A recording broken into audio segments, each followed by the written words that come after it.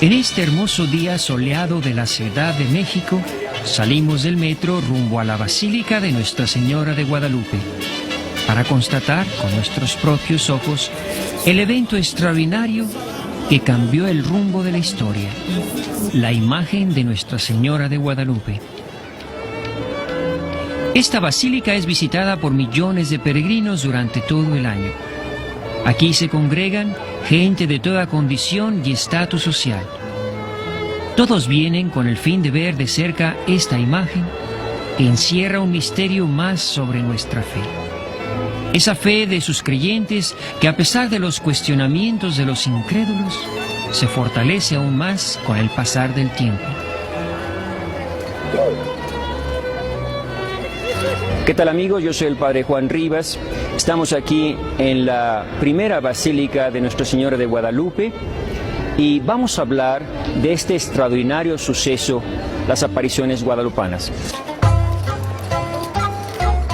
Después de 1521, terminada la conquista de México y pacificada la parte central del país, los misioneros franciscanos se dedicaron a su labor evangelizadora.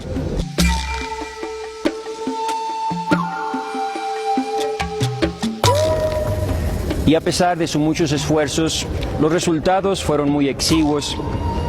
La conversión de los indígenas era muy difícil. Las tribus vivían desperdigadas, todos hablaban diferentes idiomas, y a pesar del esfuerzo y sudor de aquellos misioneros, la conversión de indios era mínima, solo algunos convertidos.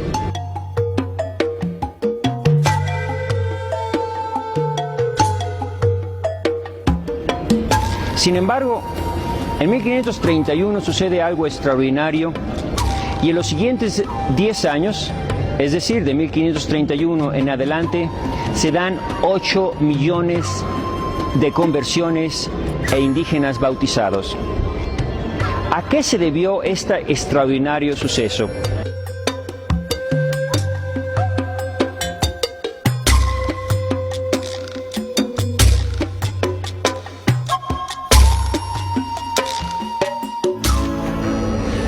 Actualmente en América viven más del 50% de los católicos y un gran número, una gran mayoría de los cristianos.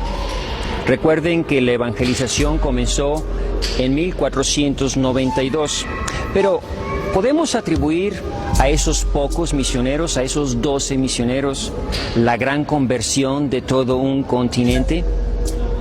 Recuerden que África está más cerca de Europa y aún en nuestros días los cristianos no forman más del 30% de la población de África. ¿Cómo pues podemos explicar que esta gran conversión, esta gran multitud de convertidos en América? Los enemigos de las apariciones afirman que esas conversiones las lograron los españoles gracias al engaño de un cuadro pintado por un indio desconocido. Lo interesante de esta acusación es que ni ellos mismos niegan el hecho real y evidente de esas conversiones multitudinarias. Lo que tratan es de darle otra explicación, aún más increíble. Todo se debió a un engaño. Por supuesto, es innegable que en cierta manera la imagen logró romper con la barrera del idioma y facilitar la evangelización. Pero hay que preguntarse, ¿qué tiene esa imagen de mágico, de extraordinario, que apela y cautiva el alma india? ¿Y cómo es que logró en poco tiempo lo que los santos y sabios misioneros no habían podido en varias décadas de arduo trabajo? No debemos olvidar que los indígenas mesoamericanos tenían otra cultura, hablaban multitud de lenguas y estaban fuertemente arraigados en su mentalidad idólatra. Por principio de cuentas, la Iglesia no fundamenta su fe basándose en imágenes, milagros o eventos inexplicables. Por eso que el primer escéptico de tal acontecimiento fue uno que vivió en carne propia el desarrollo de este evento, el obispo Fray Juan de Zumárraga, a quien, a pesar de las peticiones sinceras de Juan Diego, no creyó la supuesta aparición de la Virgen. Pero no nos encasillemos solamente en la aparición en sí, más bien dirijamos nuestra atención al resultado de tal aparición, a la huella, que es la imagen de la Virgen de Guadalupe, pues ahí está la prueba más contundente de este evento. Porque es increíble que la imagen bella y perfecta, plasmada en material rugoso y fácil de deteriorarse, siga intacta después de más de 400 años. Esta es una realidad aún inexplicable para la tecnología y ciencias actuales. Por lo tanto, tuvo que haber algo más, algo mucho más poderoso que logró trascender a través de la imagen y la aparición reveladora de la Virgen de Guadalupe. Y ese algo más, sin lugar a dudas, es el dedo de Dios.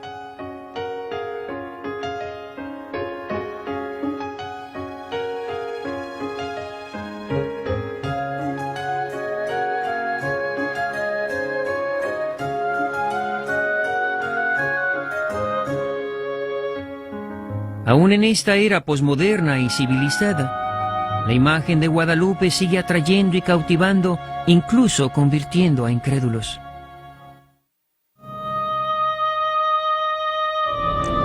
¿Cómo se explican estas conversiones de millones y millones de indígenas? Porque estos hombres pretendidamente sabios pretenden ser defensores de los indígenas. Nada más que atribuyen la conversión a un engaño. Imagínense ustedes que a esos indios bravíos que les quemaban los pies les enseñan la imagen de una doncella y ya se convierten. Imagínense ustedes que a esos indios que agarraban a los españoles les abrían el pecho y les sacaban el corazón palpitando con sangre. A esos indios les enseñan la imagen de una doncella y 8 millones de personas, 8 millones de indígenas ya se convierten. ¿Quién puede creer eso? A esos indígenas que agarraban a las doncellas más hermosas y las lanzaban a los cenotes sagrados y las mataban. A esos mismos indígenas les enseñan el cuadro dulce de una doncella con las manos juntas y 8 millones de personas se convierten. ¿Puedes creer tú esto? Porque cuando el hecho extraordinario se da, la única excusa que estos tienen es: no me convence, no creo, esto es un engaño. Vamos a ver cuál es la verdadera realidad, porque la fe tiene que ser demostrada. Y por eso queremos hacer este programa, para hablar de este hecho extraordinario que ha renovado el mundo y especialmente América, convertida en un continente cristiano. Este continente cristiano es donde Dios está realizando su plan de salvación, donde gracias a la intercesión de la Virgen de Guadalupe y la fe impresionante de sus creyentes, su mensaje está extendiéndose por todos los rincones del nuevo continente, muy a pesar de los incrédulos y ateos que con su escepticismo no logran nada. La tilma de Guadalupe siempre ha creado inquietud a los no creyentes, incluso la existencia de Juan Diego. Pero aquí hay que decir que no es la Iglesia la que ha estado promoviendo esta devoción. Esta devoción surge del pueblo, de las masas. Más aún, lo que ha venido a dar, por así decir, el aporte definitivo, la publicidad más grande, son los descubrimientos que ha hecho la ciencia en la tilma de Juan Diego. Podríamos decir algo de la existencia de Juan Diego. Las visiones guadalupanas están relacionadas con un vidente, con un indígena, con un hombre de nuestra raza, de nuestra nación, de América. Una persona que existió y que vestía esa túnica indígena. La túnica existe y está ahí presente para que todos las vean.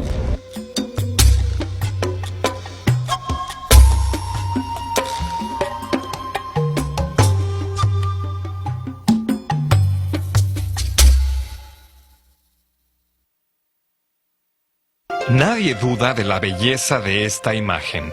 Sin embargo, lo que se ha puesto en tela de juicio es su origen. Para algunos es un engaño fenomenal. Para otros es un indudable milagro. Pero, ¿qué dice la ciencia? Revisaremos 3 aspectos particulares que la ciencia ha estudiado respecto a la tilma. La imagen está pintada sobre una tela o ayate. La tilma era una prenda de la indumentaria indígena que se utilizaba a manera de capa o que servía para cargar cosas en ella. Se fabricaban con un tejido hecho con fibra de maguey agave. Este tipo de tejido vegetal, según nos dicen los estudiosos, generalmente se descompone 30 años después de su manufactura. El hecho de que se conserve la tilma después de más de 450 años ya en sí es un fenómeno extraordinario. El lienzo guadalupano estuvo descubierto durante casi 120 años, expuesto a la humedad y al salitre, al humo de las velas y al constante tacto de las personas. Cuando un pintor prepara una tela en la que va a trabajar, lo que se conoce como un canvas, tiene que hacer una serie de procesos de preparación para que el tejido pueda conservar la pintura en su superficie. La tilma de Juan Diego es completamente rugosa, tiene un surcido por el medio y la superficie no tiene ninguna preparación que evite que la pintura escurra por entre las fibras. No se ha encontrado una explicación científica de cómo lograr un estampado de este tipo en una tela similar. Cuando se han utilizado pinceles para pintar una imagen, el rastro que dejan los flequillos del pincel son evidentes en la superficie de la pintura. A simple vista y bajo el análisis de poderosos lentes, en el ayate de Juan Diego no se reconocen pinceladas. Tal parecería como si la imagen hubiera sido estampada. En 1936, el Dr. Coulomb, Premio Nobel de Química, hizo una serie de estudios científicos. Concluyó que no hay restos de pigmentos minerales ni vegetales, que son la base de cualquier pintura de fabricación humana. Es una realidad que hay colores, azul, rosa, verde, etc., pero no hay pintura de ninguno de estos colores. Las fibras de la imagen son de estos colores, efecto imposible de lograr a mano. Esto es algo que los científicos llaman inexplicable. Otra parte importante en el proceso para pintar un cuadro de esta naturaleza es el trazo a lápiz que requiere el artista como guía para colorear las superficies. Los estudios realizados por el científico Callaghan de la NASA con rayos infrarrojos muestran que no existe un trazo original por debajo de los colores. Se entiende como composición de una pintura a la unión armónica de las partes para formar un todo, creando unidad en la diversidad de los objetos. Una de las formas más bellas de lograr esa armonía es por medio de la proporción áurea o dorada. Son una serie de trazos geométricos que logran un equilibrio armónico de las diversas áreas. Esta proporción se encuentra en todas las manifestaciones del arte. Partiendo de la costura central de la tilma, la proporción dorada se identifica con evidente claridad en la imagen de la Virgen de Guadalupe. Esta proporción le confiere una especial belleza y además, al coincidir en su desarrollo con prácticamente todos los elementos de la figura, refuerza su integridad y refuta de manera contundente la extraña idea de que se le han hecho añadidos. Algo particularmente inexplicable desde el punto de vista histórico es imaginar que un personaje del siglo XVI fuese un maestro en el dominio de las proporciones según la estética europea, y que además conociera de manera profunda la simbología y cosmogonía de las culturas mesoamericanas y que fuese capaz de lograr esta armonía de perfectas formas y símbolos que hablan tanto a un europeo como a un indígena. Desde 1948, estudios científicos demuestran que en los ojos de la imagen original aparecen los reflejos de Samson-Purkinje, que se pueden apreciar en los ojos de las personas normales. Este fenómeno se refiere al hecho de que el ojo humano refleja en el cristalino 3 veces las imágenes percibidas. En el ojo derecho de la Virgen, efectivamente se logra distinguir el reflejo de un hombre barbado en la cara exterior de la córnea, otra más pequeña en la cara exterior del cristalino y la tercera e invertida en la cara interior del cristalino. Es imposible que mano humana haya podido planear estos minúsculos reflejos en una área tan reducida, y más inverosímil aún es pensar que alguien en el siglo XVI tenía idea de estos estudios de oftalmología. Una simple conclusión: la pintura no tiene pintura. Ni la tela fue tratada para pintar, ni fue pintada, ni hubo pintor. Esto ya lo había afirmado hace casi 500 años Antonio Valeriano, contemporáneo de Juan Diego, quien escribió en lengua náhuatl la narración del Nican Mopohua, y que concluye su relato de esta manera. Venía la gente a presentarle sus plegarias. Muchos admiraron en qué milagrosa manera se había aparecido, puesto que absolutamente ningún hombre de la tierra pintó su amada imagen.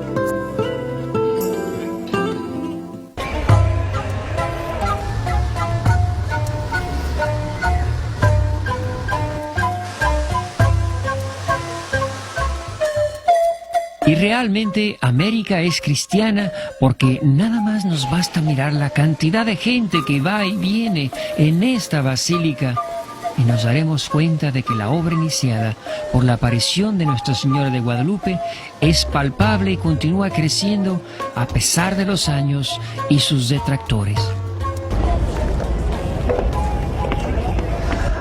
Ahora quiero que me acompañen a repasar la historia de las apariciones aquí en la Virgen del Cerrito.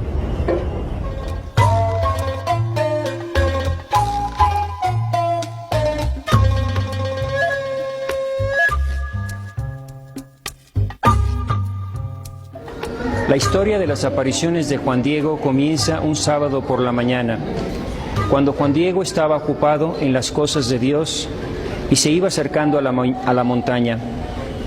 De repente empezó a escuchar el canto de pájaros muy finos. Al llegar a la cima, tuvo un encuentro con una doncella envuelta en luz, quien con voz dulce le llamaba: Diego, Juan Dieguito, el más pequeño de mis hijos, ven que yo soy la siempre Virgen Santa María, Madre del verdadero Dios, por quien se vive, el creador de las personas, el creador de la cercanía y la inmediación, el dueño del cielo, el dueño de la tierra. Mucho yo quiero que me ayudes a llevar un mensaje, por el cual te recompensaré. Anda al Palacio del Obispo de México y le dirás que yo te envío, que aquí mismo se alza un templo en honor al Dios que te ama. Juan Diego se fue a ver al obispo, quien tras escuchar la historia rehusó creer el relato del azteca. Desalentado, Juan Diego, y consciente de su humilde condición, sentía que no debía de ser el portador de tal mensaje, y regresa con la señora para renunciar a la tarea encomendada. La Virgen se le aparece y le repite su encomienda por segunda vez. Juan Diego regresa con el obispo, reiterando las intenciones de la Virgen. A tanta insistencia, el obispo le pide una prueba para constatar el suceso. Cuando Juan Diego sale, el obispo ordena a sus criados que lo sigan, pero Juan Diego se les pierde de vista. Cuando llega al Tepeyac, la Virgen le pide que regrese al día siguiente para recoger la ansiada prueba que pedía el obispo Zumárraga. Cuando Juan Diego regresa a su casa aquella noche, encuentra a su tío con quien vivía sumamente enfermo. El tío se sentía tan grave que pide a Juan Diego que le consiga un sacerdote. En la madrugada del martes 12 de diciembre, en vez de dirigirse por la ruta normal, Juan Diego se desvía para evitar encontrarse con la Virgen. Pero la doncella ya le estaba esperando al otro lado y le dice: ¿A dónde vas, hijo mío? Juan Diego le relata que su tío estaba enfermo y que necesitaba traer a un sacerdote. ¿Acaso no estoy yo aquí para protegerte y cuidarte? No dejes que la enfermedad de tu tío te preocupe, porque él ya está curado. Ve a la cima de esa colina y corta las rosas que encuentres y tráemelas. Juan Diego hizo lo que se le pidió. Trajo las rosas a la Virgen. Ella se las acomodó en la tilma y le dijo: Hijo mío, el más pequeño de todos, dile al obispo que estas rosas son la señal y que en él verá mis deseos. Tú eres mi mensajero. Confío en ti. Juan Diego, al llegar frente al obispo, le dice que por fin le trae la prueba que había pedido. El obispo le pide enseñarle lo que trae. En ese momento, Juan Diego suelta su tilma y cae una cascada de rosas. Y al instante en que lo hace, el obispo y sus ayudantes caen de rodillas. Juan Diego se alegra por la reacción del obispo, pero no se daba cuenta que la razón por la que se hincaban no eran las rosas, sino la imagen de la doncella que milagrosamente aparecía impresa en su tilma. Es así como la historia de estas apariciones han ido pasando de generación en generación hasta nuestros días. Inclusive hay un documento escrito de este incidente en el idioma náhuatl llamado el Nican Mopowa. Así, después, el 12 de diciembre de 1531, se aparece la Virgen de Guadalupe. Para nosotros los mexicanos es la Virgen mexicana.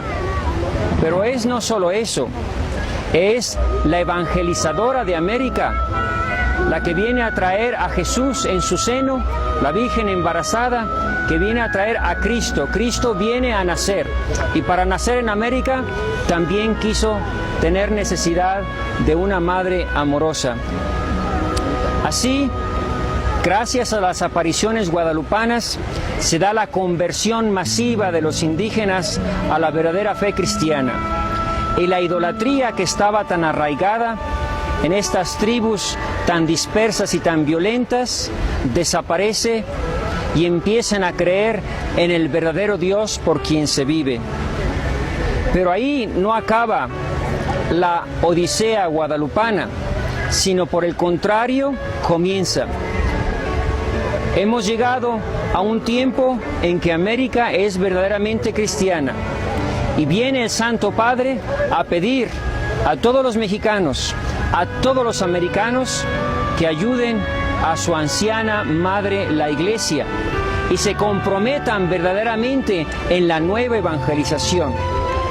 Así, la Virgen de Guadalupe es la iniciadora de la nueva evangelización.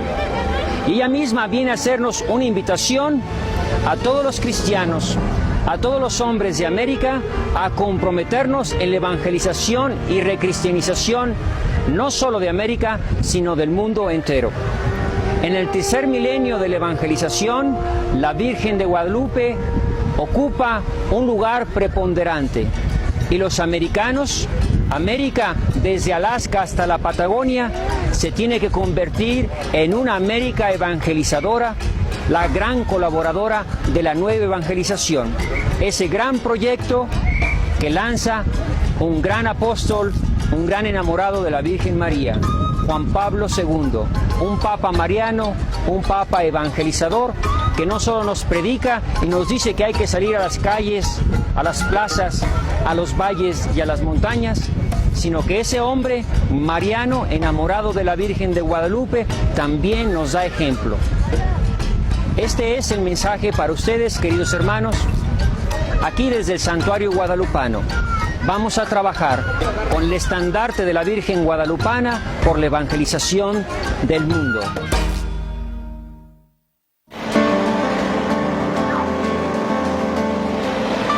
¿Qué tal, amigos? Bienvenidos a su programa de Hombre Nuevo.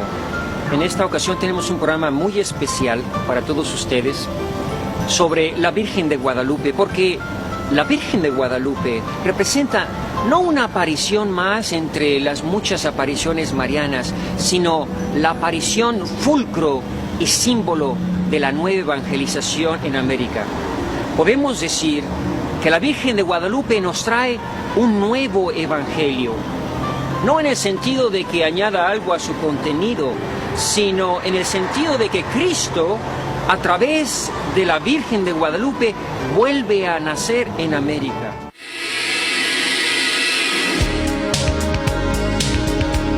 Y la Virgen de Guadalupe no solo es un nuevo evangelio, sino también, podríamos decir, el culmen y el cierre de la evangelización, en el sentido de que ella es la mujer del Apocalipsis, del capítulo 12, vestida de sol con la luna bajo sus pies. Por eso vamos a hablar ahora de la Virgen de Guadalupe a la luz del Apocalipsis y de esta nueva evangelización que inicia.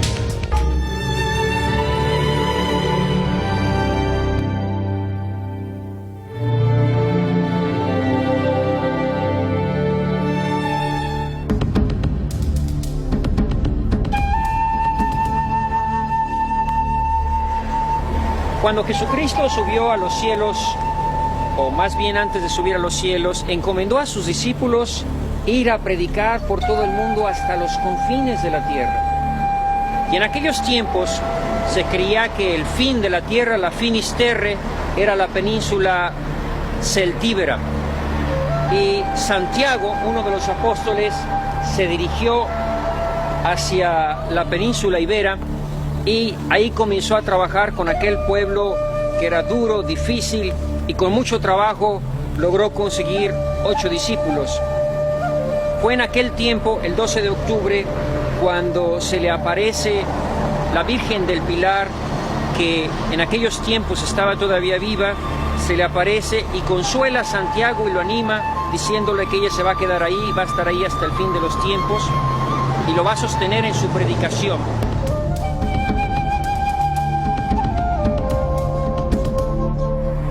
Después de la conversión del pueblo ibero, en 1492, patrocinado, apoyado por los reyes católicos, Cristóbal Colón emprende la travesía en la Pinta, la Niña y la Santa María. El 12 de octubre, día de Nuestra Señora del Pilar, descubre América y la nave Santa María se queda en América. Nunca regresó esa nave a España. Es la Santa María, así lo podíamos interpretar, la que trae a Cristóbal, es decir, el que lleva a Cristo, a América. Es la Santa María la que comienza la nueva evangelización en América.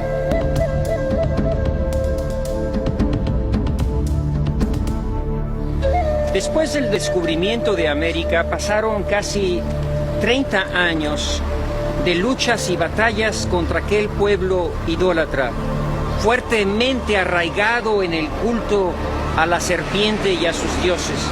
A pesar del celo y del esfuerzo de aquellos celosos franciscanos, los convertidos eran muy pocos. Sin embargo, en 1517 se aparece la Virgen de Guadalupe, la historia que nos ocupa.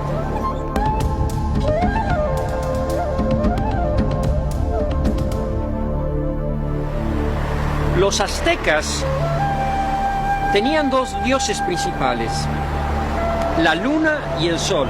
Yo he estado en Tenochtitlan y ahí están esas 2 grandes pirámides. A ellos les ofrecían sus hijos y los sacrificaban, y sus víctimas, y con el corazón ensangrentado, todavía escurriendo por sus manos, se los ofrecían. Y llega la Virgen de Guadalupe y se aparece pisando la luna y cubriendo el sol. Eso fue lo que a ese pueblo mesoamericano los convenció de que la luna y el sol no son dioses, de que aquella mujer es la verdadera madre del Dios porque se vive. Y así comenzó la nueva evangelización. Y esa doncella vestida de sol es la misma que aparece en el Apocalipsis. Y vamos ahora precisamente a comparar las apariciones guadalupanas con la doncella vestida de sol del capítulo 12 del Apocalipsis.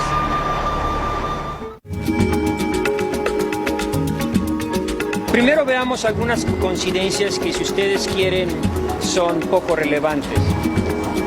Los 2 visionarios se llaman Juan el apóstol y Juan Diego. Los 2 visionarios son llamados a subir a un monte.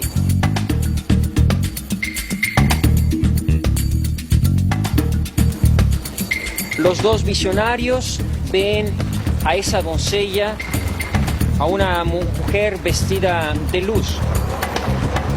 Luego también una cosa curiosa, y es la Virgen de Guadalupe se aparece el día 12. Cosa no muy importante, a no ser que caigamos en la cuenta de que es antes del 25 de diciembre del nacimiento de nuestro Señor. La Virgen de Guadalupe es la que va a dar a luz a Cristo en América, de la misma manera que la Virgen del Apocalipsis va a dar a luz al Hijo varón que ha de regir a las naciones con cetro de hierro. El 12 también es un número simbólico. El 12 se aparece, el 12 de octubre se aparece a Santiago, la Virgen del Pilar. El 12 de octubre es descubierta América Y la Santa María que trae a Cristóbal, el que trae a Cristo, se queda en América. El 12 de octubre, el 12 de diciembre se aparece la Virgen a Juan Diego, la mujer del Apocalipsis. La descripción está en el capítulo 12, tiene 12 estrellas, cosas, si ustedes quieren decir, insignificantes, pero que son símbolo, ese número 12 de la iglesia.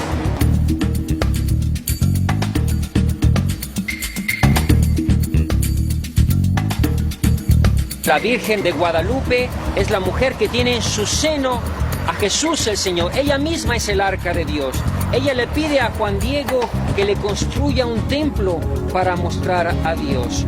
La Virgen del Apocalipsis también está embarazada, es la que tiene en su seno a Jesús, es la que trae y que va a dar a luz a Jesús al mundo.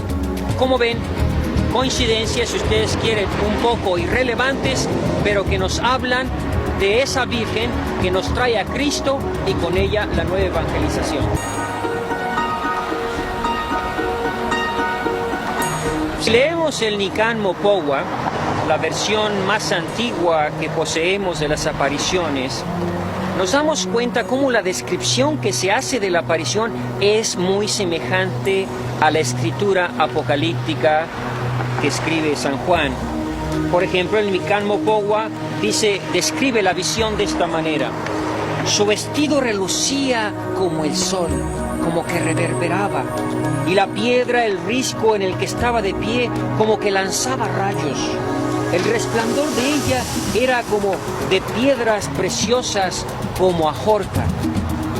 La tierra como que relumbraba con los resplandores del arco iris en la niebla, y los mezquites y nopales y demás hierbecillas que ahí se suelen dar parecían como esmeraldas.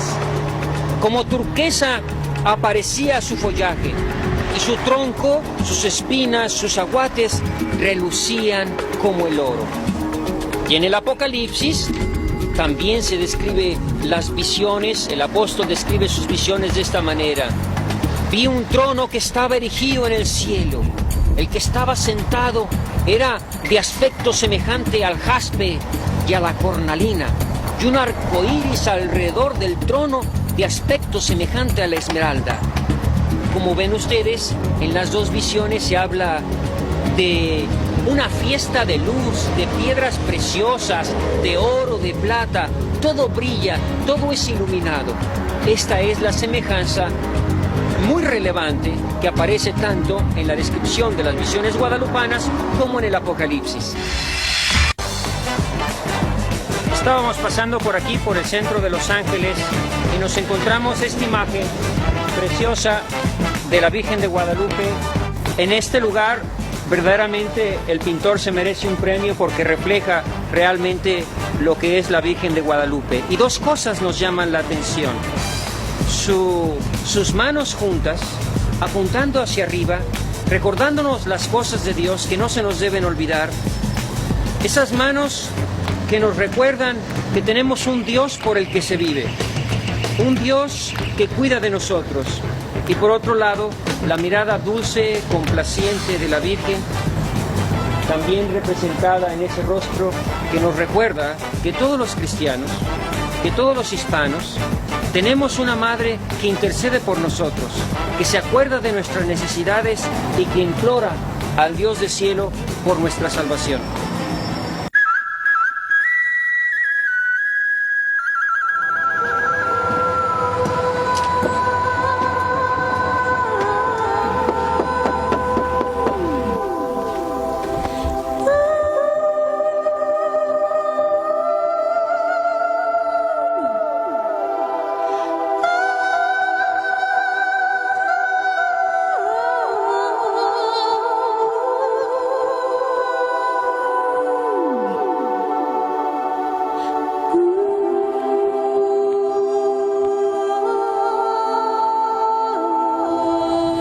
Es un hecho que el más del 50% de los católicos se encuentra ya en América.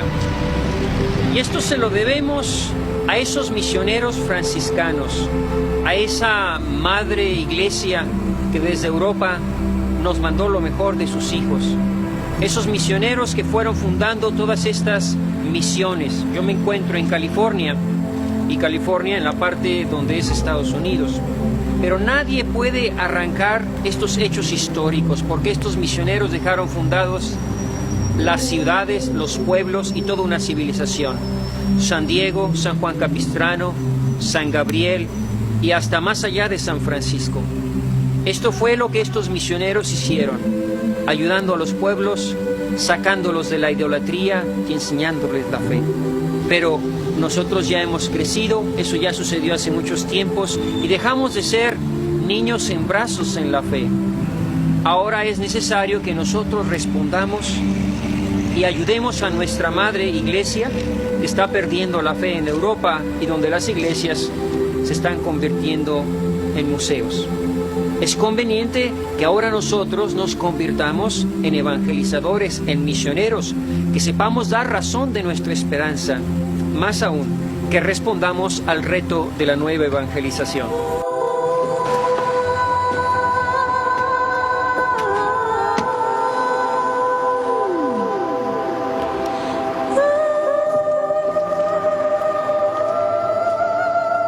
No te despegues de la pantalla. Hombre Nuevo regresará en unos momentos. Para los católicos de todo el mundo, la Virgen María es, como lo revela la Escritura, la Madre de Dios, la bienaventurada, la elegida, la llena de gracia. Y sin importar cuál sea su advocación, el mensaje que transmite una estampa, una imagen o una escultura de ella connota exactamente lo mismo. María, la Virgen Madre de Jesús. Ahora, ¿qué sucede con la Virgen de Guadalupe? ¿Por qué esta imagen, que expresa lo mismo que las demás, es venerada con un especial fervor popular? Quizás la explicación la encontremos remontándonos a la época de la colonia, cuando los españoles llegaron a conquistar el nuevo continente, América, tierras vírgenes habitadas por diferentes culturas aborígenes de fuertes y arraigadas costumbres religiosas. Para los indígenas, primitivos habitantes de esta región, lo religioso y espiritual tenía una incidencia crucial en sus vidas. Los indios aztecas, de creencias politeístas, adoraban entre otros dioses al sol, a la luna y a las estrellas, quienes influían y dirigían su destino en su totalidad. La conquista que llevaron a cabo los españoles introdujo no solo las nuevas costumbres y cultura, sino también algo fundamental, la fe cristiana. La enseñanza de la fe católica, la creencia en un solo Dios todopoderoso, creador del cielo y de la tierra, dueño de todo destino, fue con dificultad convirtiendo a los indígenas, quienes rechazaron al comienzo esta nueva civilización. Algo lógico, teniendo en cuenta que se trataba de bélicos guerreros acostumbrados a ofrecer a sus dioses crueles y salvajes sacrificios humanos. Es por ello, y sin dar lugar a la casualidad, que es a un indígena azteca y no a un español a quien Dios elige para revelarle a la madre de este Dios salvador a través de la imagen de una joven mujer mestiza que está encinta.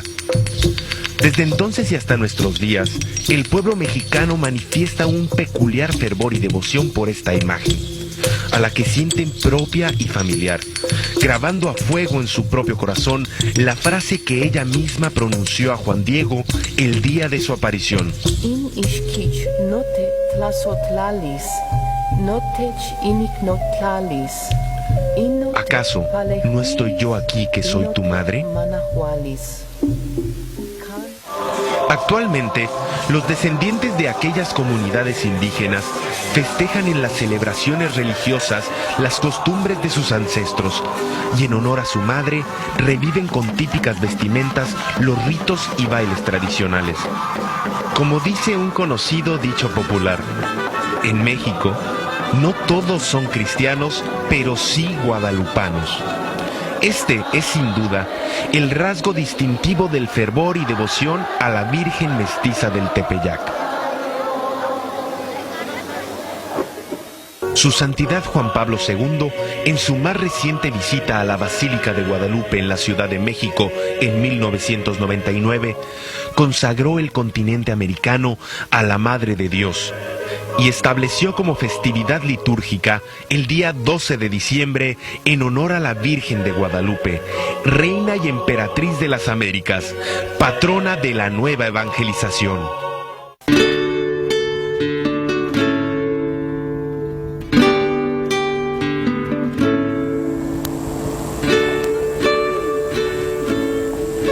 Vayamos ahora a ver una de las imágenes que se encuentran en este templo.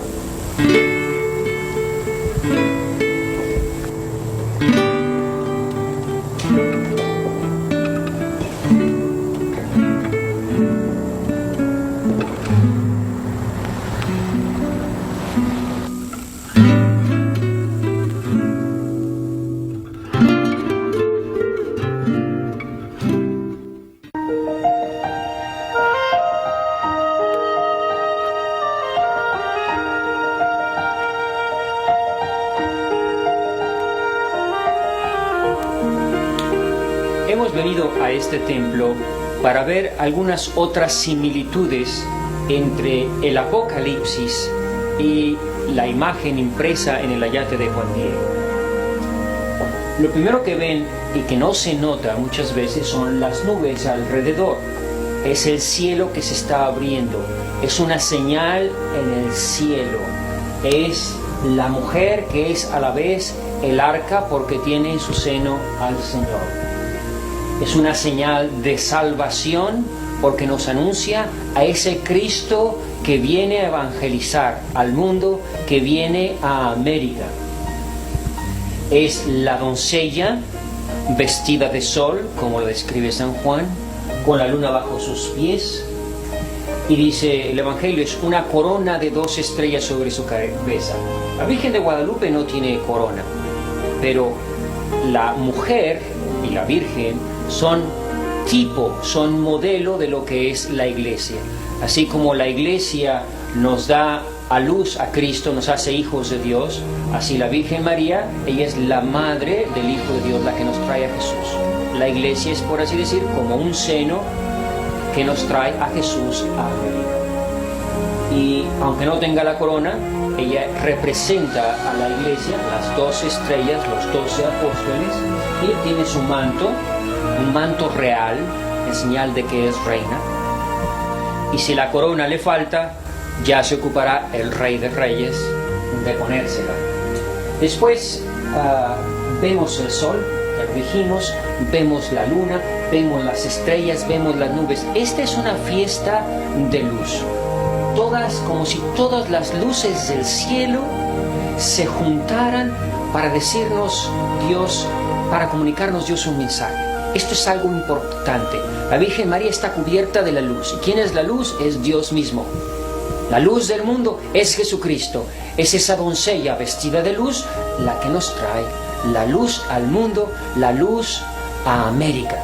Por eso la Virgen de Guadalupe está vestida de luz, con los astros más luminosos que podemos contemplar en el espacio. Después, indudablemente, lo que resalta siempre muy bien es el moño negro. ¿Por qué negro y no blanco? El moño primero en la cintura representaba, según las tradiciones de los indígenas, la mujer que iba a dar luz, a luz. Es como si dijera baby on board. Pero es negro y no blanco porque esta mujer va a dar luz con dolor. Es como un signo de luto, como que la mujer se acerca a ese momento doloroso. Esto es muy importante porque la mujer en el Apocalipsis también da a luz con dolor. La Virgen María no dio a luz con dolor, pero la Virgen no lo dio cuando engendró a Jesucristo, lo dio después, al pie de la cruz, cuando nos engendró a todos nosotros. Por eso la Virgen María y la Iglesia son símbolos muy parecidos. La Virgen María representa a la Iglesia y la Iglesia es un símbolo también de esa madre que da a luz a Jesucristo. Entonces va a dar a luz a Cristo con dolor. La mujer en el Apocalipsis también dice que sufre con los dolores de parto. ¿Y a quién nos va a dar a luz? Al varón que ha de regir con cetro de rey. Ustedes pueden cotejar en su Biblia en el capítulo 12 todo lo que yo estoy diciendo. al varón que ha de regir las naciones con cetro de hierro. ¿Quién es ese varón? Jesucristo. ¿Quién es la que nos trae a Jesucristo a América? La Virgen María, igual que lo trajo a Israel, igual que nos lo trae, nos lo lleva a todos nosotros, igual que se la presentó a los Reyes Magos. Es la Virgen María, otra vez, la que Dios Padre quiere usar para que su Hijo venga a América y el cristianismo se arraigue en este continente. Tenemos también al ángel. Esto es muy importante porque para nuestra comparación que estamos haciendo con el Apocalipsis, porque San Juan en el Apocalipsis escribe al ángel de la iglesia de Éfeso, al ángel de la iglesia de Filadelfia. Escribe al ángel porque cada país, cada nación tiene su ángel. Como ustedes ven, este ángel que está aquí no es un niño cachetón mofletudo, sino tiene entradas, se ve una persona adulta, es una persona mayor, es un querubín, es una persona importante, es un ángel, el ángel del país, el ángel de México, por eso tiene las alas pintadas con la bandera mexicana. Es el ángel del pueblo, el ángel que nos representa a todos nosotros y que, otra vez, tiene una relación directamente con el Apocalipsis. Entonces, como podemos ver, todo en la Virgen María nos lleva a un nuevo evangelio, o más bien a la plenitud del evangelio, al complemento, en el sentido de que a través de la Virgen llegó el cristianismo a América. La Virgen de Guadalupe es pues un llamado a colaborar en la evangelización, a colaborar en ese proyecto de ganar América para Cristo. Ojalá y tú también decidas tener a la Virgen María en tu corazón y llevar a Cristo en tus labios a tus hermanos, pero sobre todo que te enamores de esa Madre poderosa que todos llevamos en el corazón.